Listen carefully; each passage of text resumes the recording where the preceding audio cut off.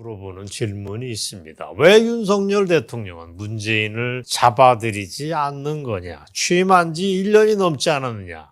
하는 얘기를 저한테 하곤 합니다. 사실은 저도 대답하기가 쉽지 않습니다. 그래서 뭐라고 얘기하냐면 윤 대통령에게는 그럴 생각이 아예 없다라고 얘기할 수는 없다.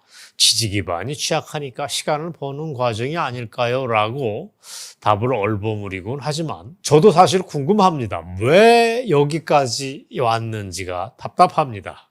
그러던 차에 윤석열 대통령에게 드디어 변화가 찾아왔다라고 하는 징후를 좀 발견했습니다. 문재인, 그자를 저대로 두고서는 정상적인 국가 운영이 힘들 거다라고 하는 최종적인 판단을 한 것으로 판단이 됩니다.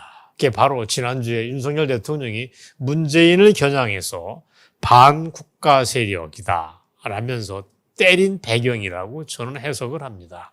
문재인을 향해서 허황된 가짜 평화를 얘기하는 주장이라고 동시에 작심하고 포화를 날렸습니다. 이게 뭐냐? 보통 얘기할 때 강성 보수 진영에서 문재인을 공격하던 용어가 급기야 현직 대통령 입에서 튀어나온 것입니다. 흥미로운 변화입니다. 이게 뭐냐? 저는 간단치 않은 변화를 예고한 것이라고 봅니다. 구체적으로는 여러분이 기다리시던 굿뉴스일 수 있습니다. 문재인을 집어넣겠다고 하는 신호탄을 사실상 쏜 것으로 봅니다. 대통령은 반국가 세력이라고 얘기를 했지만 그건 문재인 그자가 사실상 간첩이라고 하는 얘기랑 같은 겁니다. 그래서 지난 28일 자유촌연맹 자총 행사에서 대통령은 왜곡된 역사의식, 무책임한 국가관을 가진 반국가 세력들이 공산 집단에 대해 유엔 안보리 제재를 풀어달라고 요청했고 유엔사를 해체하는 종전선언을 노래 부르고 다녔습니다. 라고 콕 집어서 얘기를 했던 것입니다. 이게 논란의 여지가 별로 없는 발언입니다. 선명하게 의중이 뭔가 보이고 그게 어떤 관역을 향해 있냐고 하는 게 선명하게 드러나는 발언입니다. 아는 사람은 다 압니다. 이게 문재인과 주사파 세력을 핵심 타겟으로 한 정교한 발언이구나 하고 금방 느낌이 옵니다. 그리고 이거는 단순히 자유총연맹이니까 그 앞에서 얘기했다라고 보면 어렵습니다. 명백한 정치적인 의도와 배경이 있다고 봐야 됩니다. 그냥 원칙론을 언급했다 그렇게 볼 수는 없습니다. 이런 판단을 뒷받침해주는 몇몇 개 사례가 있습니다.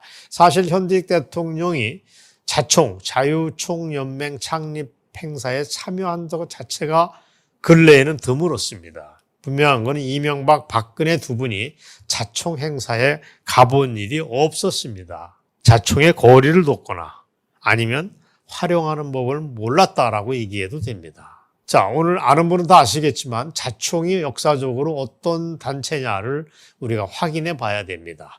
박정희 대통령이 만든 것이냐? 아닙니다. 이승만 대통령이 직접 만드는 단체입니다. 그것도 1954년입니다. 휴전 이듬해라고 보시면 됩니다. 당시 이름은 여러분이 잘 아시다시피 반공총연맹이었는데 나중에 반공을 떼어내고 자유라는 말을 바꿔 달았습니다. 그런 앞뒤 배경을 잘 알고 있는 대통령이 문재인 등 주사파 세력을 딱 표적으로 삼아서 반국가 세력이라고 때린 것이 그 배경이 앞뒤 배경이 무척 흥미로울 수밖에 없습니다.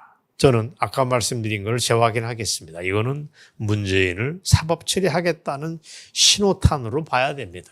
물론 해석 중에 하나니까 반드시 이렇다고 단언하지는 않지만 가능성이 매우 높다. 개연성이 이렇게 말씀드리겠습니다. 지금까지 대통령 취임 이후 이재명은 사법 처리를 한다는 방향은 우리가 읽을 수 있습니다. 하지만 문재인에게 그 칼을 들이대지는 않겠다는 어떤 암묵적 합의 같은 게 있었습니다. 그렇기 때문에 지난 1년이 넘도록 문재인을 저렇게 그대로 방목하다시피 놔둔 배경이었습니다.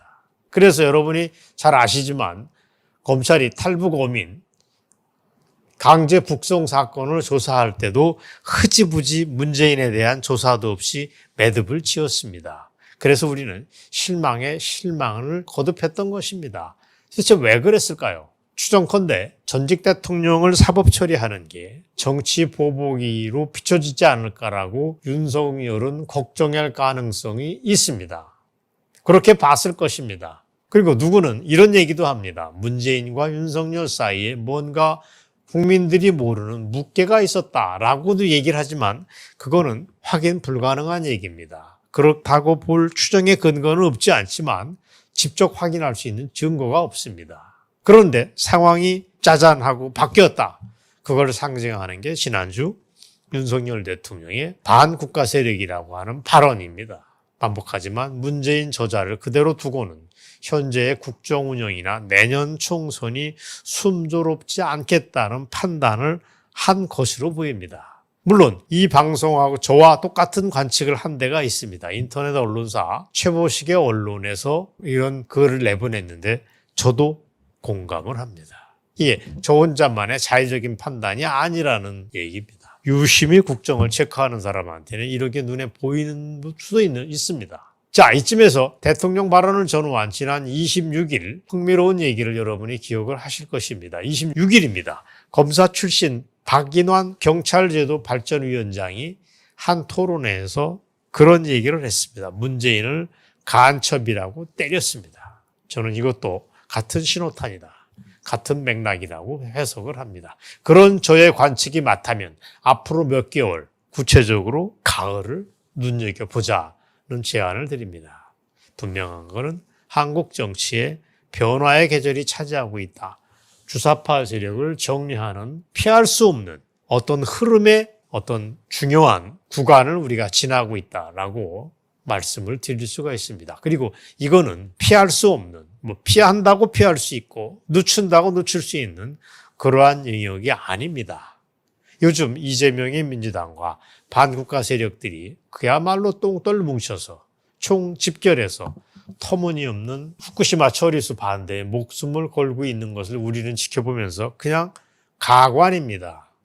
차라리 똥이라면 먹겠다고 하는 말도 아닌 헛소리를 퉁퉁 하는 게 바로 그자들의 실체입니다. 저렇게 말도 안 되는 괴담에 선동에 올인하는 집단이 바로 저들입니다. 그건 명백하게 대한민국을 뒤집겠다는 세력이 맞습니다. 누가 국민의 식탁 안전을 책임지는 중요한 정치 세력의 판단이라고 누가 믿습니까? 이런 세력을 누구보다도 예민하게 지켜본 사람 중에 하나가 대통령이라고 저는 봅니다. 그걸 지켜보면서 대통령은 지금 내가 서 있는, 자신이 서 있는 자리를 재확인했을 것입니다. 그들을 쓸어내야 하는 자신에게 주어진 운명 아닌 운명과 마주설 수밖에 없다는 자신을 확인했고 그 맥락에서 반국가 세력에 대한 정확한 가격이 나온 것입니다. 어쨌든 지금 문재인 등 주사파 세력을 딱 겨냥해서 반국가 세력이라고 말한 것에 밑줄을 쫙 긋고 앞으로 전국의 흐름이 어떻게 흘러갈까를 지켜보시기 바랍니다. 실은 윤석열이 확 변했다는 느낌을 준 건 이번에 처음이 아닙니다. 지난 5월 달에도 어떤 예고가 있었습니다.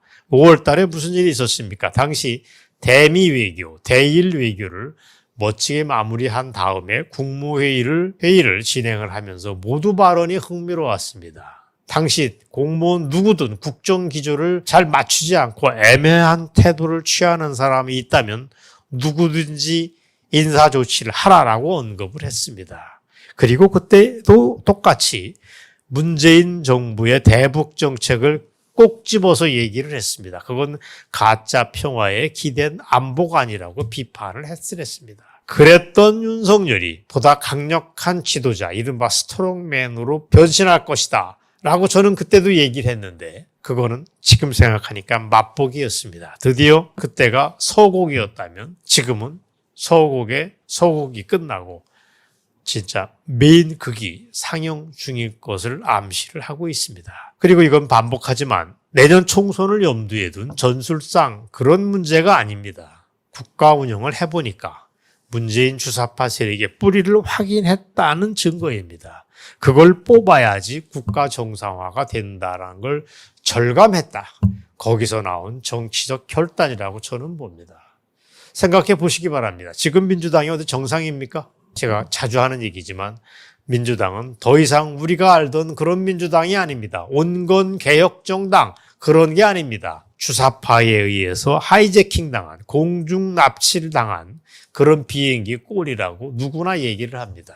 그 비행기의 뒷배를 봐주는 게 북한이고 중국입니다. 누구보다 윤석열 대통령이 이러한 움직임을 예민하게 포착했다라고 봐야 합니다. 그래서 반복하지만 올 가을을 저는 주목을 합니다. 변화의 계절입니다. 지켜보시자는 제안을 하면서 오늘 방송을 마무리를 하겠습니다. 경청해 주셔서 감사합니다.